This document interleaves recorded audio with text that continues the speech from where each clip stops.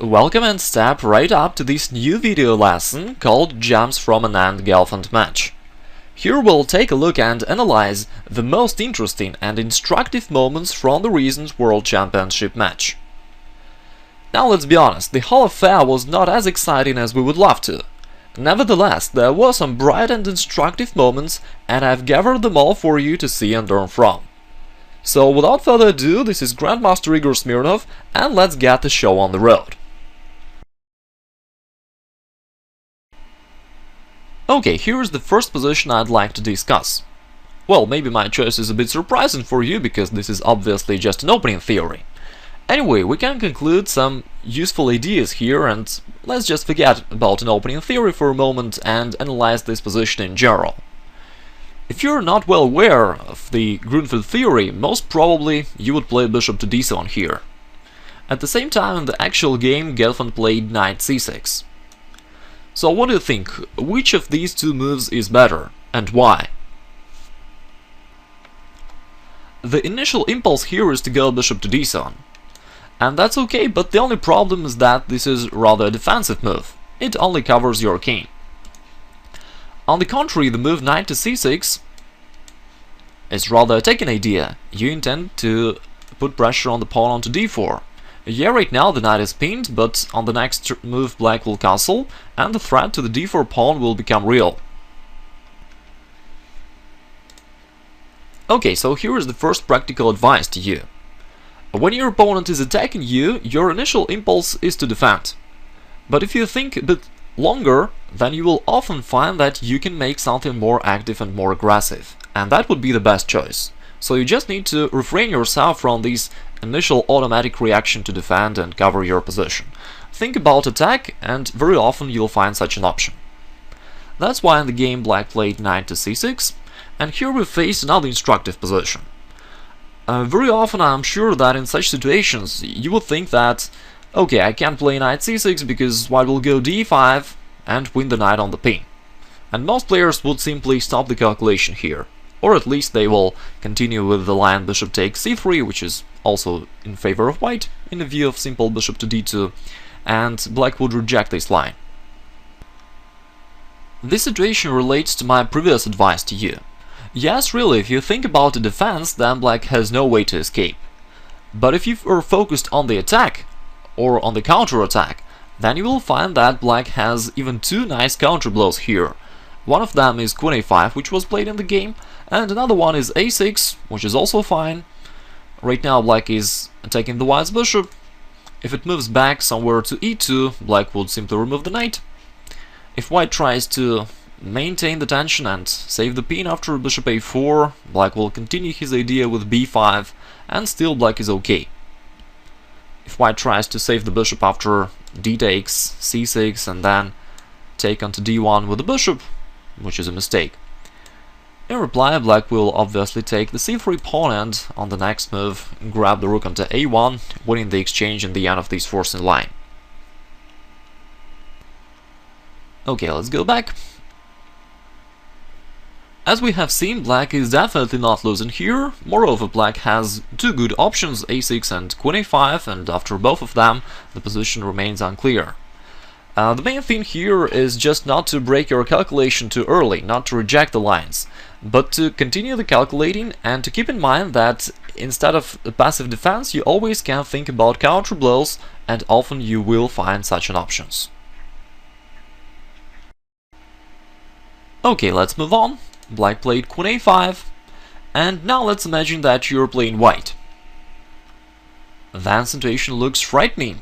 Black is attacking the b5 bishop as well as the c3 pawn and indirectly the rook onto a1. What should white do?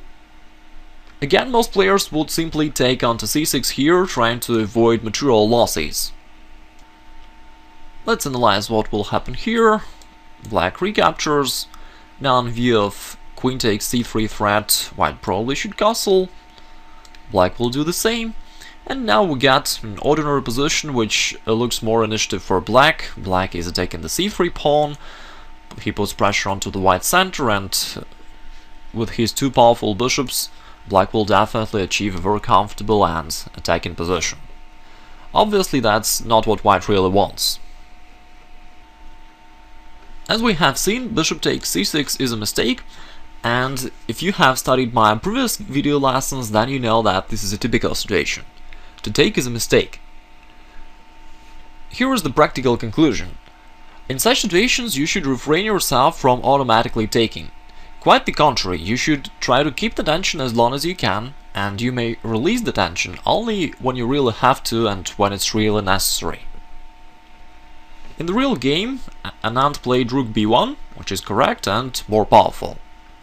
After that, black played a6, so white anyway took onto c6, but in much more favorable situation, because right now white, in the meanwhile, made a useful move rook b1, putting rook on the open file, while black made a useless and rather harmful move a6, which took away the a6 square from his bishop. Thus, of course, this scenario is much more favorable for white than an immediate take onto c6.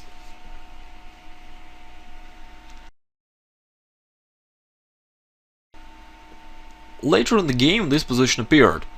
By the way, as I've said in the introduction of this video, we're not going to analyze the whole games, but only the most instructive positions. If you would like to see the whole games, you can download them using the link below this video. Okay, now let's think about this position. Right now it's the black's turn and the Gelfand situation is critical. White is going to expose the black's king, and if he succeeds in this idea, black can lose quickly. So black really needs to find a very good defensive idea. Imagine that you're playing black. How would you come to the right move here?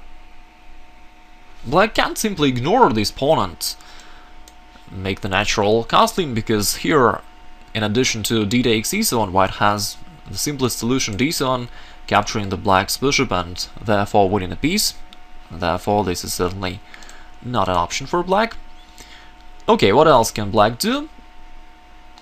E takes d6, trying to get rid of this unpleasant pawn is the worst thing black can do. As we have discussed a little earlier in this lesson, to take is a mistake, and this is a clear example of this rule. The black's move e takes d6 helps white to activate his queen. This will cut off the black's king in the center, and right now white is going to take onto c6. He can continue his attack with bishop g5, rook d1, and so on. This is just losing. Okay, let's get back. If black just plays something like e6, then of course white will have a huge advantage here thanks to his strong passed pawn onto d6, and this is also unacceptable for black. In the real game, Gelfand played rook a7, which is the best move for black, and we just need to recollect the practical tip we analyzed a little earlier. When you can see the tension, your task is to maintain the tension. So from this point of view, black should try to save this situation and reinforce his e7 square. And that's why rook a7 move is the best. So once again, to take is a mistake, and when there is a tension, you should maintain this tension. Well, when the move rook a7 is played, and when you know it, this looks simple and obvious. But in the actual game, it's very difficult to find precise defensive moves if you don't know the rules. So that's why I would like to show this example to you.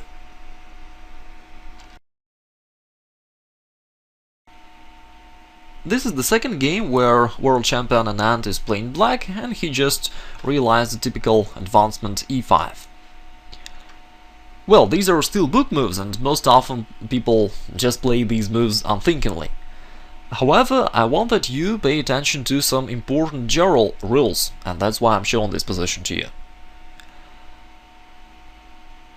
In the previous examples, I've told you that it's important to keep the tension and not to release it. In this example, if white makes the most natural move d takes e5, then it rather helps black to activate his knight, to free his bishop, and all in all this makes the black's task easier. And that's why d takes e5 could be not the best option for white, although it looks so natural. And now I'd like to tell you one more practical hint. We have already analyzed that you should not release the tension and that you should keep the tension. But the best thing you can do is to intensify and increase the tension. This is the most powerful, the most aggressive decision. And that's why in this position white often plays e4, putting more pressure and making the black's task harder. There followed d takes, knight takes, and thanks to his previous active play, white got an active bishop in the center of the board. Black played knight f6 trying to attack this bishop, and now that's the new interesting position. Okay, what should white do now? Of course, white doesn't want to retreat with his bishop because it would be very passive and will not create any problems for black. In the actual game, Gelfand played d takes e5, which is also quite simple decision, and here black equalized easily after an obvious moves, e takes and queen takes d6. It leads to a lot of simplifications and quick draw. So let's move back and try to find something more interesting and more promising for white. Actually, Gelfand made a mistake we analyzed previously. Move d takes e5 removes the tension, helping black to ease his position and to equalize easily. Instead, as we already know, we should try to maintain the tension, and from this point of view, white has an interesting idea, bishop g5.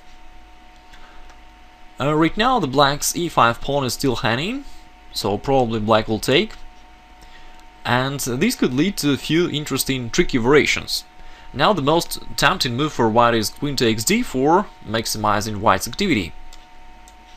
At the same time, black has a sudden counter blow, bishop takes h2, and then if white takes with the knight, he will simply lose the queen, and thus white will take with the king.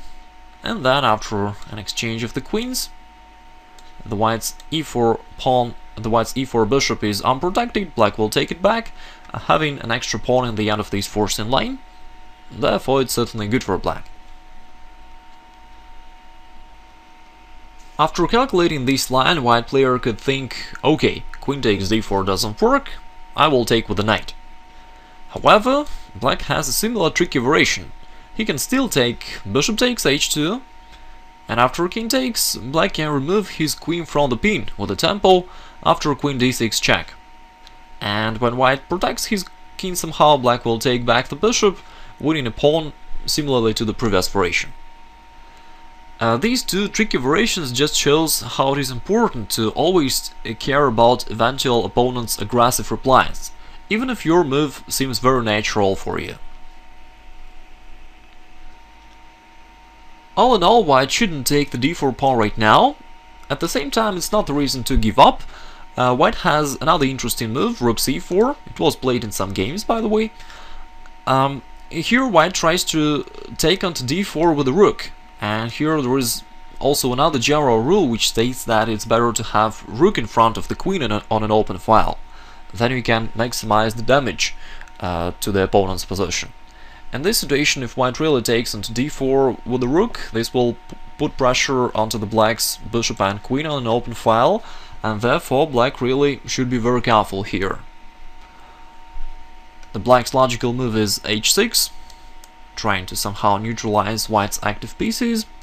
White will take onto d4, h takes g5, rook takes d6. This variation is pretty forced. Black will move the queen somewhere, maybe to e7. Now the white's bishop is attacked and it should go somewhere. Using a little tactical trick, white can move the bishop forward, playing bishop to d5, saving the white's pieces on the most active central positions. Now it looks like white blundered the rook, but I think you know the drill. Here white has a discovered attack, bishop takes f7, winning the black's queen afterwards.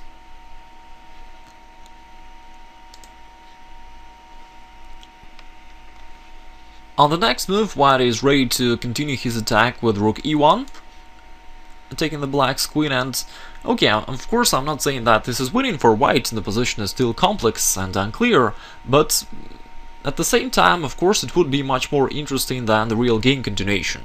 Here at least white has some chances for a win and the situation remains complex and unclear with mutual chances.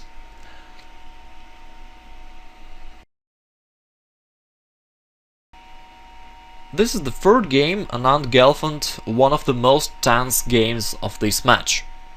Here we can see opposite side castlings, where both players try to attack the opponent's monarch. And in this position, Gelfand played a brilliant move e4. This is a very typical and useful idea, and I'd like you to remember it. When you have fianchettoed bishop, it can deliver great activity over this long diagonal, and very often it makes sense to sacrifice a pawn or an exchange to activate this bishop. This idea works very often in different openings, in King's Indian defense, Grunfeld defense, Dragon variation of Sicilian defense, and others. In this particular case, we can prove that e4 idea works well for black. But even without any combinations, here I'd like to emphasize that even if black makes something very simple like knight g4, still his position is very good. Right now black is taking the white's bishop, the knight is keeping an eye on the f2 square. Once again we have opened the diagonal for this bishop, plus black has the e5 square for his knight or other pieces, and even this simple variation already proves that this sacrifice works well for black.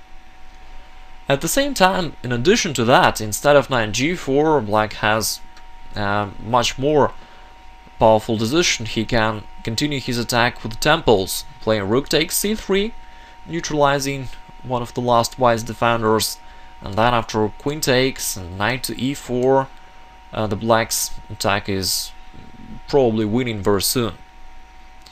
Now, by the way, in addition to the threats on the long diagonal, black also is going to go knight g3, forking the white's rook and bishop. And in any case, if white removes his queen somewhere, black will continue the attack over the b2 square and the white's king in general with knight to a4. And I think there are many ways for a win for black here. If white goes bishop d4, which looks the most natural, black can perform a little and nice combination knight takes b2, totally opening this long diagonal and exposing the white's king. Right now king takes b2 is losing because of the pretty obvious idea queen to b6 check, using pin on the white's bishop. And here black is winning for sure. On the next move he'll take that bishop and continue his attack. Therefore white should take with the bishop, but after that, after this exchange, the white's lonely king is vulnerable. Black can attack it with queen f6 or queen b6 check, and I guess in all these lines black will be winning pretty easily. For instance, after queen b6, king a1, here the computer shows the line queen f6, king b1, knight to c3, and black is winning. He is ready to include his bishop into the attack with bishop a4, bishop f5, rook c8, take on d1, and with all those numerous threats, white is defenseless. We have seen the line f takes e4. Another way how can white capture this pawn is knight takes e4. This is obviously not a problem for black. At least black can simply take back the pawn with knight after d5. At the same time, black has more energetic solution. He can take into e4, and after f takes, and here black really wants to move knight to c4. However, this square is protected by the bishop. Thus black can eliminate this defender with a little positional sacrifice, and then after knight c4 the black's attack goes smoothly. This is a triple fork to the white's queen, bishop, and pawn onto b2. On the next move black will capture that pawn with the bishop and will continue his mating attack. Therefore, of course, this variation is winning for sure. In all these variations, black had a violent attack thanks to his positional sacrifice e4, which opened a diagonal for his fianchettoed bishop. Thus it's useful to remember this idea. When you have a fianchettoed bishop, it usually makes sense to make a little sacrifice, like sacrifice a pawn or an exchange, to activate your bishop. When this fianchettoed bishop looks at the opponent's king, such a sacrifice is nearly always correct, even if you have no concrete continuation for your attack. Anyway, you'll have a long-term initiative, which will be a good compensation.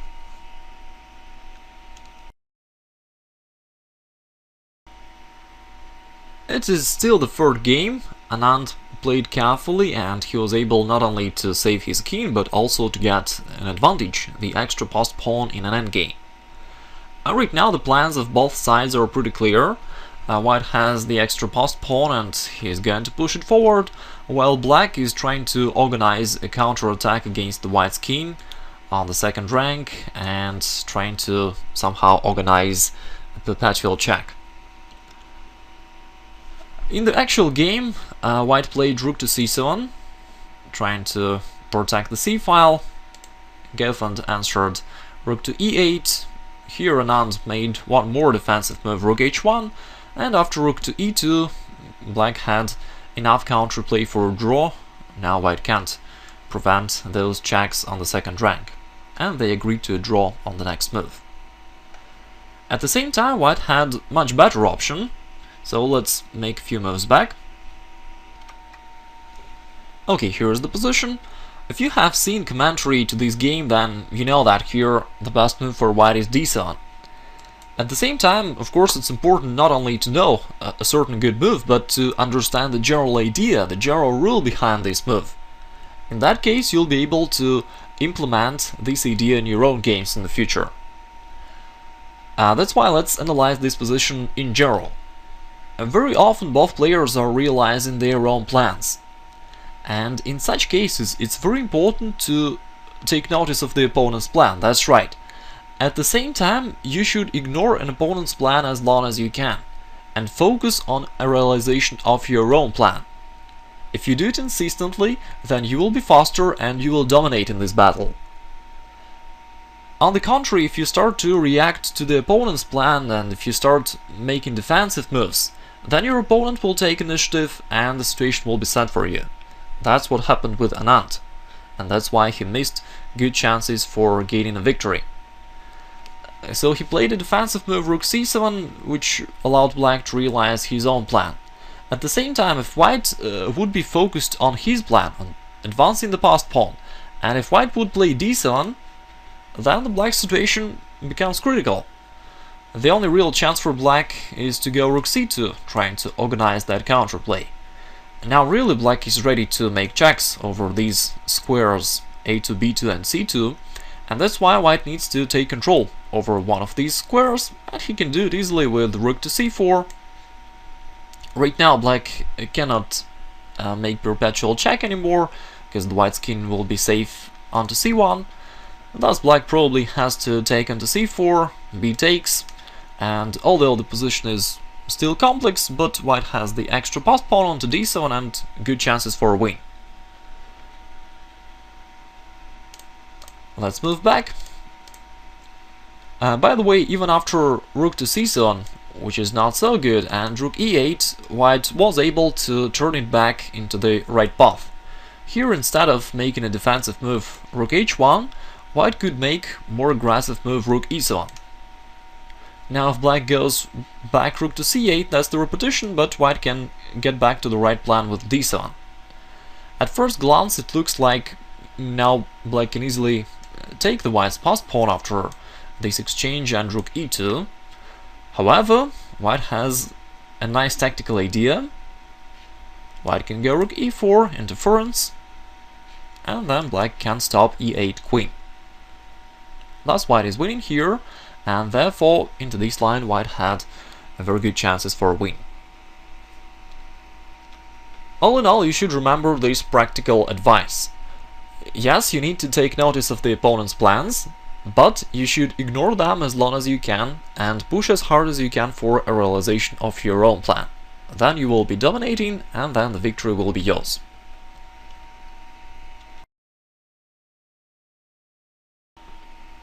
This video seems to be quite lengthy already, so let's stop it here, and in the next parts of this lesson we will continue discussing this match Anand-Gelfand and its most instructive positions. I hope that you enjoyed the lesson and found some useful practical tips. Don't forget to share this lesson with your chess playing friends. Just click one of the buttons at the end of this blog post. Thanks for watching and talk to you next time.